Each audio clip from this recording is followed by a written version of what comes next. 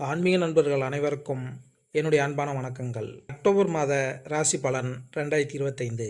ஜோதிட சாஸ்திரத்தின்படி அக்டோபர் மாதத்தில் பல கிரகங்கள் தங்களின் ராசி மற்றும் நட்சத்திரத்தை மாற்றப் போகின்றன.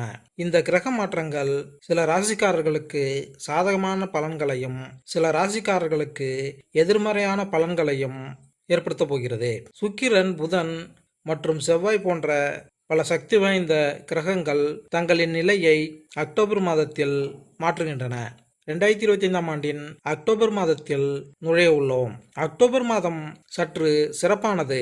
ஏனெனில் இந்த மாதத்தில் பல முக்கியமான கிரகங்களின் நிலைகள் மாற்றங்கள் ஏற்பட்டுள்ளன. இதன் தாக்கம் அனைத்து ராசிக்காரர்களின் வாழ்க்கையிலும் காணப்படும். ஜோதிடத்தின்படி அக்டோபர் மாதத்தில் பல கிரகங்கள் தங்களின் ராசி மற்றும் நட்சத்திரத்தை மாற்றுகின்றன. அதில் கிரகங்களின் இளவரசனாக கருதப்படும் புதன் அக்டோபர் மாதத்தில் 2 முறை ராசியை மாற்ற உள்ளார். முதலாவதாக அக்டோபர் 3ஆம் தேதி துலாம் ராசிக்கும் அக்டோபர் 25ஆம் தேதி விருச்சிக ராசிக்கும் செல்ல உள்ளார். அதைத் தொடர்ந்து அசுரர்களின் குருவாக கருதப்படும் சுக்கிரன் அக்டோபர் 9ஆம் தேதி கன்னி ராசிக்கும், கிரகங்களின் தலைவனாக கருதப்படும் சூரியன் அக்டோபர் 17ஆம் தேதி துலாம் ராசிக்கும், கிரகங்களின் தளபதியாக கருதப்படும் செவ்வாய் அக்டோபர் 27ஆம் தேதி விருச்சிக ராசிக்கும் செல்ல உள்ளார். முக்கியமாக அக்டோபர் 18ஆம் தேதி குரு பகவான் கடக ராசிக்கும் செல்ல உள்ளார். இப்படி கிரகங்களின் நிலைகளில் ஏற்படும் மாற்றங்களினால் மேசம் முதல் மீனராசி வரையிலான அனைத்து ராசிகளின் வாழ்விலும் காணப்பட்டாலும் சிறப்பான பலன்களை ஒரு சில ராசிக்காரர்களுக்கு மிகவும் சிறப்பான பலன்களை பெற உள்ளனர். இப்போது 2025 அக்டோபரில் நடக்கப் போகும் கிரகங்களின் பெயர்ச்சிகளால் அதிர்ஷ்டம் பெறும் ராசிக்காரர்கள் யார் என்பதை இந்த பதிவில் காணலாம். மேசம் ராசி. மேச ராசிக்காரர்களுக்கு அக்டோபர் மாதம் சற்று கடினமாக இருக்கலாம். முதலில் சூரியனின் பெயர்ச்சி பற்றி பேசுவோம். அக்டோபர் 17ஆம் தேதி வரை சூரியனின் பெயர்ச்சி உங்களுக்கு சாதகமாக இருக்கும். அதே நேரத்தில் அக்டோபர் 17க்கு பிறகு 7வது வீட்டில் சூரியன் தாழ்ந்த நிலையில் இருப்பதால் அது உங்களுக்கு சாதகமான முடிவுகளை தர முடியாமல் போகலாம். செவ்வாய் கிரகத்தின் அக்டோபர் 27ஆம் தேதி வரை உங்கள் 7வது வீட்டில் இருக்கும் மற்றும் இந்த பெயர்ச்சி பொதுவாக சாதகமாக கருதப்படவில்லை. அதே நேரத்தில் அக்டோபர் 27க்கு பிறகு செவ்வாய் உங்கள் 8வது வீட்டில் பெயர்ச்சிக்கிறார். செவ்வாய் தனது சொந்த ராசியில் இருப்பது சில சந்தர்ப்பங்களில் சாதகமான பலன்களை தரக்கூடும். ஆனால் பெரும்பாலான சந்தர்ப்பங்களில் செவ்வாய் பெயர்ச்சி நல்லதாக கருதப்படாது. புதனின் பெயர்ச்சி அக்டோபர் 3ஆம் தேதி வரை 6வது வீட்டில் இருக்கும். இது பொதுவாக சாதகமான பலன்களை தரும். அதே நேரத்தில் அக்டோபர் 3ஆம் தேதி முதல் அக்டோபர் 24ஆம் தேதி வரை புதனின் பெயர்ச்சி 7வது வீட்டில் இருக்கும். இதன் விளைவாக புதன் கிரகம் சாதகமான பலன்களை தர முடியாது.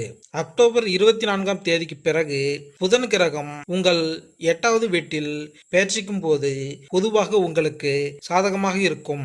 குரு பற்றி பேசுகையில் மாதத்தின் முதல் பாதியில் அதன் சொந்த நட்சத்திர கூட்டமான மிதுனத்தில் உங்கள் 3வது வீட்டில் மாறுகிறார். அதே நேரத்தில் மாதத்தின் 2ஆம் பகுதியில் குரு உங்கள் 4வது வீட்டில் பெயர்ச்சிப்பார். குருவின் இந்த 2 பெயர்ச்சிகளும் சாதகமாக கருதப்படவில்லை. எனவே நீங்கள் குருவிடமிருந்து சராசரி முடிவுகளை எதிர்பார்க்கலாம்.